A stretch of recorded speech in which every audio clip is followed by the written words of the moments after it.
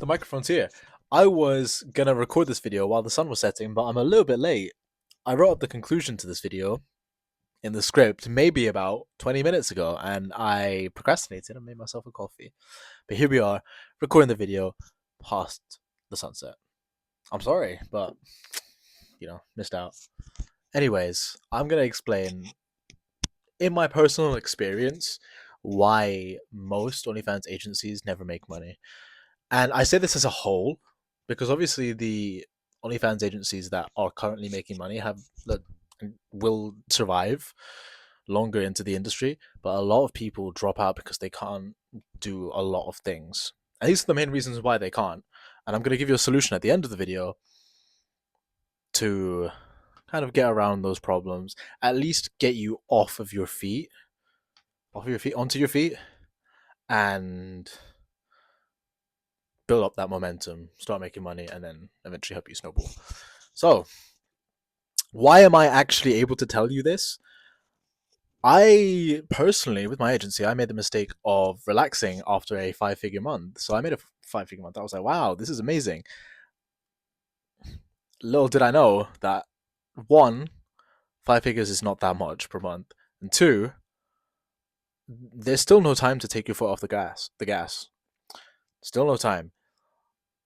Realistically, I should have kept going, but I did not learn from my mistakes. I thought I could relax, and as a consequence, over the course of a month and a half, 3 models left, and those were like the main cash cows. So I was like, I was fucked. That's not a situation you want to be in, and you want to be competent enough to bring yourself all the way from like 5 figures to 6 figures to 7 figures. You don't want to make the mistake of relaxing. So I'm teaching you from my own personal experience how to bounce back from making some money to no fucking money to then some money again. Go teach you. First point is that everyone is incredibly hyperfixated on chatting because chatting is the easiest thing to do. If you People will say it's subjective, like yeah, okay, some people are better at chatting than traffic, and people are better at traffic than chatting. In my personal opinion, it is incredibly easy to get someone who's already interested in your content to buy more content. That is incredibly easy. But the hard part is getting people to notice and actually like your content. I'm going to get onto that in a sec. Chatting is incredibly easy. And as such, you'll see a lot of agencies dropping out of being a full management agency, a comprehensive one, and then moving into being a chatting agency, which provide their services for other agencies who can provide traffic. I feel like it's not necessarily overrated, but I feel like it when people find out that they can chat, they think they're so cool. And I did this. I did this when I made my first grand in my first 1,000 in OFM. I thought I was so good, but I literally just took over an account and sold to maybe like 20 people, and I thought I was the goat. Mm-mm. Mm-mm. There's levels to it. Chatting is good, but you should remember that that is not the backbone of your operation. The backbone of your operation is getting new people in, new people to subscribe, and new people to spend even more money on you via pay-per-views and via tips, etc. That's more important. Which brings me on to my next point. You suck at traffic. People who suck at traffic basically don't. Well, you can't really run an agency if you don't have any traffic, right? And most people do.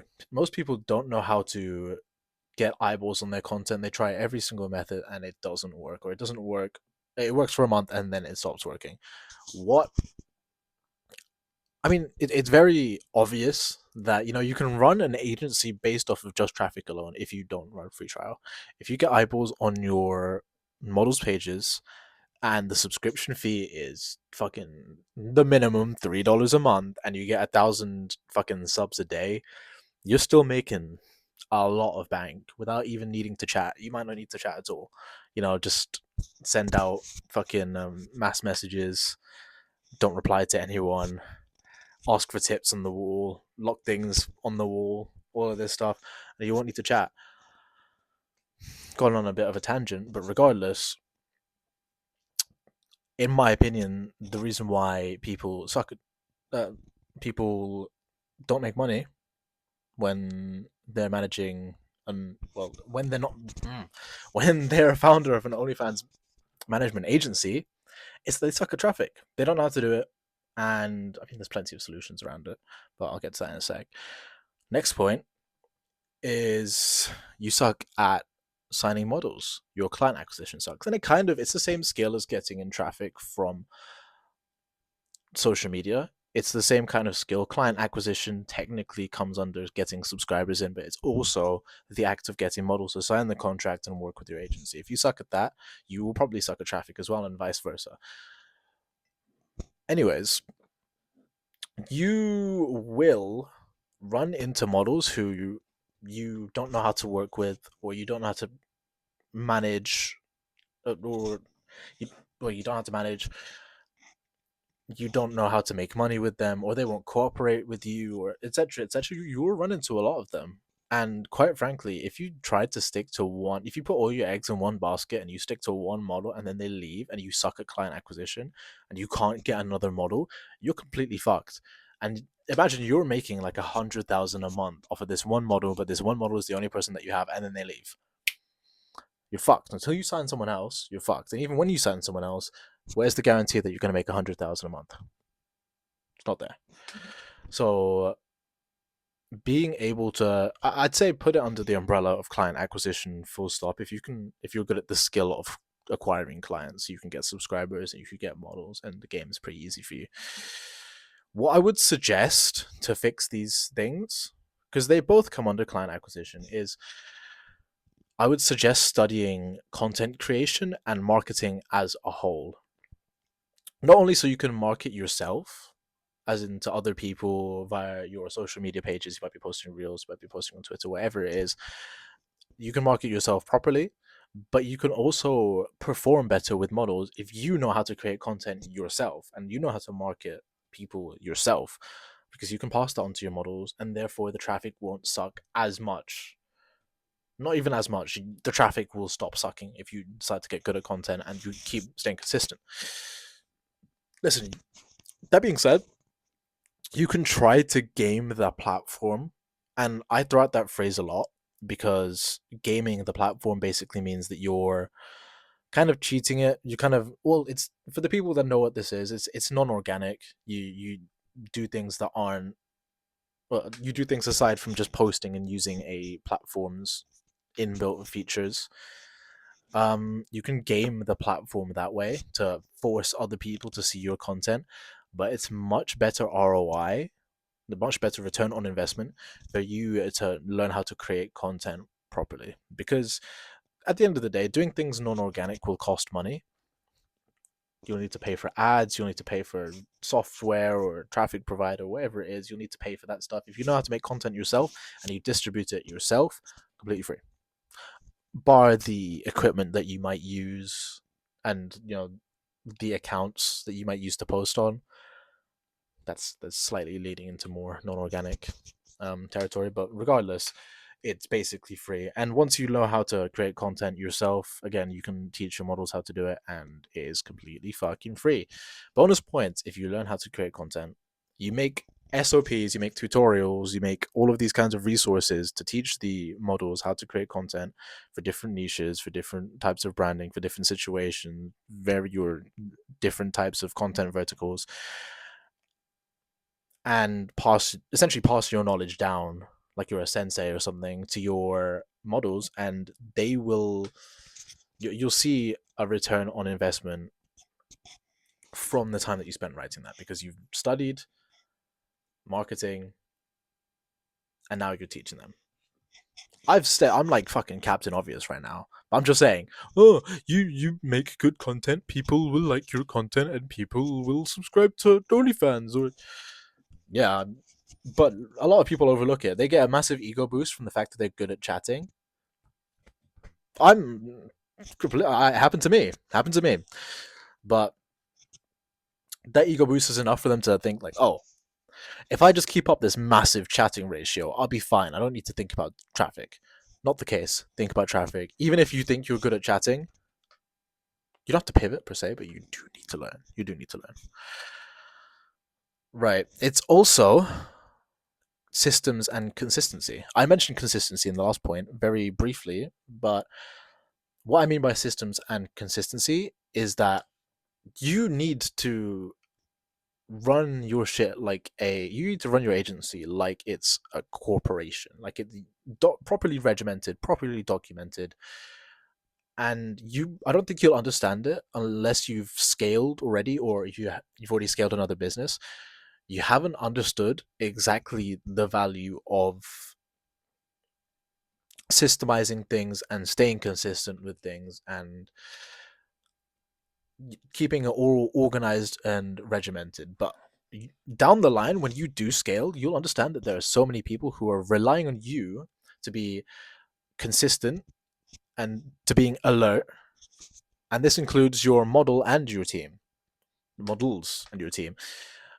You will be stretched so thin if you don't know how to think about systems, and you will genuinely, like, unless you're fucking, what do you call those people that have like a massive, like, they can focus on different things, a really good multitasker, and you're also very high energy. Eventually you'll run to the point where your company cannot just all rely on you, because maybe one of these days, like, fucking, you get ill or something and you can't pick up your phone, and then that day the company just goes, well, the agency just goes like that. You don't want that to happen. You want to think about systems. You want to think about how to delegate your tasks properly and how to pass on your knowledge without you having to be there. This goes on to my next point, which is how I personally fixed my problems. What I did was a lot of documentation and a lot of reminders. So, what I mean by that is I'd write down a lot of the things that I would need to teach to people who work under me. So, in the very beginning, this would be chatting.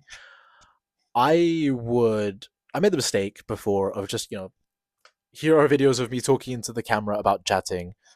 Listen once, never revisit. I'm never going to give you feedback ever again. Do your job. Do you think that worked? No. So, once I had made that mistake and acknowledged it and thought about what I was going to do, I ended up documenting absolutely everything that I did because it could be used as a case study. I mentioned this in the video already, but I would record myself while I chat. No specific commentary, no script, no intent. I would just sit there and fucking chat.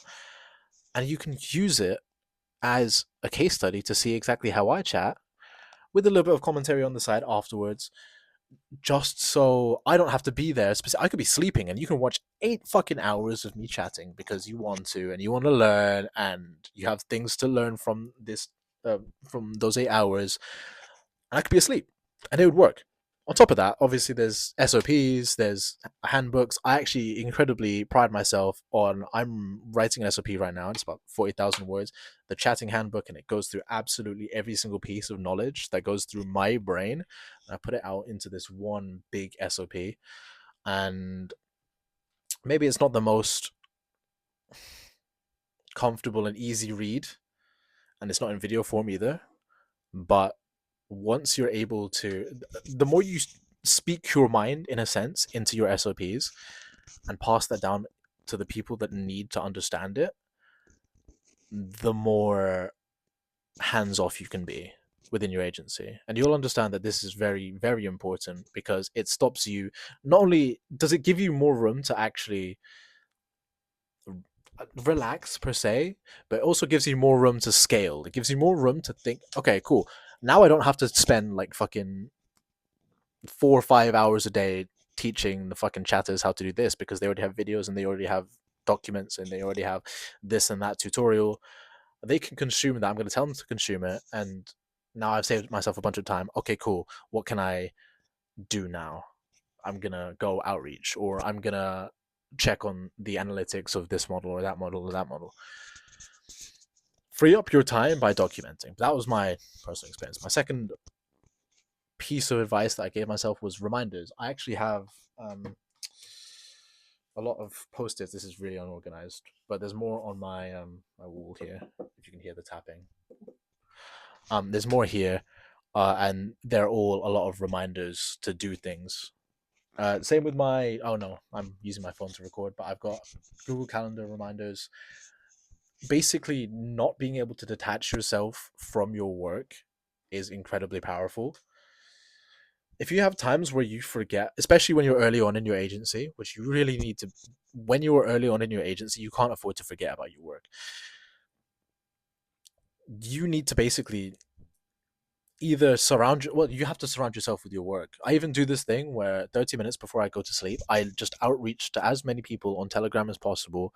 I just work, I try to network as much as I can, so that when I wake up in the morning, I'm flooded with fucking DMs and I have to open them, and my brain is immediately in work mode because I can't forget about work. I can't think about, oh, good morning. Oh, let me rub my eyes and doom scroll. I can't do that because I have so many fucking messages. I'm immediately into work mode, and that was my fix. Constant reminders. If I'm getting more specific into the things that I've done to help myself out, obviously I've talked about the chatting handbook, but it was lots of Google Docs. I wrote up business plans for expanding into Instagram and expanding into Reddit. Fucking like 7-page plans. Not even like I wrote a draft of the workflow. I wrote a draft of um, the problems that we might run into and the contingencies to those things.